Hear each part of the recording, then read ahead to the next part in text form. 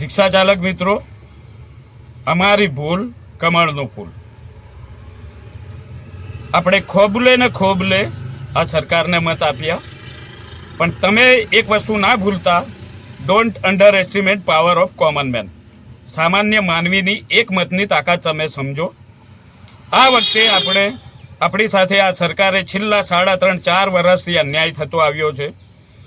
આપણે ખાનગી એગ્રીગેટર કંપનીઓમાં ચાલતા નોન ટ્રાન્સપોર્ટ ટુ વ્હીલરો માટે સરકારે આપણી વાત ના માની, દરેક પુરાવા આપ્યા, લેખિત મૌખિક, તો પણ સરકારે આપણી ના વાત માની. આપણે હાઈકોર્ટ સુધી જવું પડ્યું. કેમ? આવી સરકાર ગરીબોની આવો અન્યાય કે અમારે ગરીબોને પૈસા ઉઘરાવીને હાઈકોર્ટ સુધી જવું પડે, અને હાઈકોર્ટમાં પણ આ સરકાર પોતાની એફિડેવિટ ફાઇલ નથી કરતી. 4-4 મહિનાની તારીખો પડે છે. અને આ સીએનજીના ભાવ વધ્યા, રિક્ષાનો ભાવ વધ્યો, સ્પેરપાર્ટનો ભાવ વધ્યો. આપણને મળે છે શું?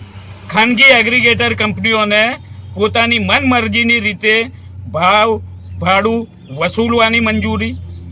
સીએનજી પંપ, ગેસના પંપ હોય, પેટ્રોલ પંપ હોય, ડીઝલના પંપ હોય, દરેક ઉદ્યોગપતિઓ પોતપોતાની મનમરજી પ્રમાણે ભાવ લે, તો રિક્ષા ચાલકો કેમ નહીં?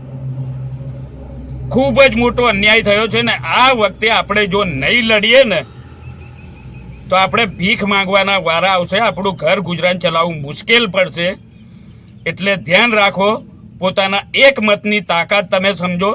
આપણે વિશ્વાસ વચમાં સરકારે લાવ્યા હતા ભારત ટેક્સી, એનામાં આપણને વિશ્વાસ આવ્યો હતો કે જે સરકારે નક્કી કર્યું છે તે પ્રમાણે એનું ભાડું મળશે.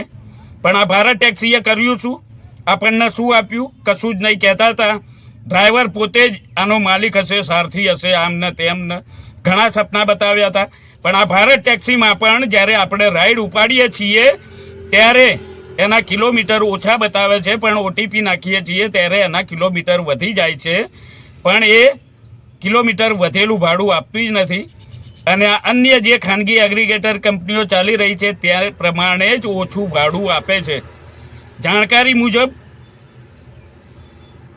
આનામાં નોન ટ્રાન્સપોર્ટ વાહનો પણ નાખી દીધા છે.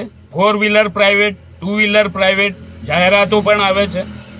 આની અંદર જોઈન્ટ થવા માટે 500 રૂપિયા ભરવા પડે ને કાયદેસર જોઈન્ટ થવાનું.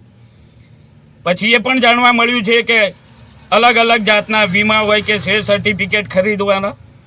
અરે ગરીબ રિક્ષા ચાલક છે અને રોજી રોટી તમે આપો, એક વિશ્વાસ પેદા થયો તો ભારત ટેક્સીથી. પણ કશું જ નહીં. એમની જે પણ ચૂંટણી કરી એ પણ ગેરકાયદેસર રીતે કરી. અમદાવાદના કોઈ યુનિયનને માહિતી જ પહોંચવા ના દીધી. આવું બધું થઈ રહ્યું છે. એટલે રિક્ષા ચાલક મિત્રોને નમ્ર વિનંતી કરું છું, આજે નહીં તો ક્યારેય નહીં, ઉબેર અને ભારત ટેક્સી અનસ્ટોલ કરી દો, ડિલીટ મારી દો. અનસ્ટોલ કરી દો, ડિલીટ મારી દો, વાપરતા નહીં. રિક્ષા ચાલકો માટે જે પણ લીડરો આગેવાનો લડી રહ્યા છે એ તમારા હક અધિકાર માટે લડી રહ્યા છે. એમનું માનીને ઉબેર અને ભારત એપ્લિકેશનને ડિલીટ મારી દો. આપણને સરકારી નીતિ નિયમનું ભાડું આપતા નથી. નહીં તો આપણા ભીખ માંગવાના વારા આવશે. ઘર ગુજરાન ચલાવવું મુશ્કેલ પડશે. જય હિન્દ, જય ભારત.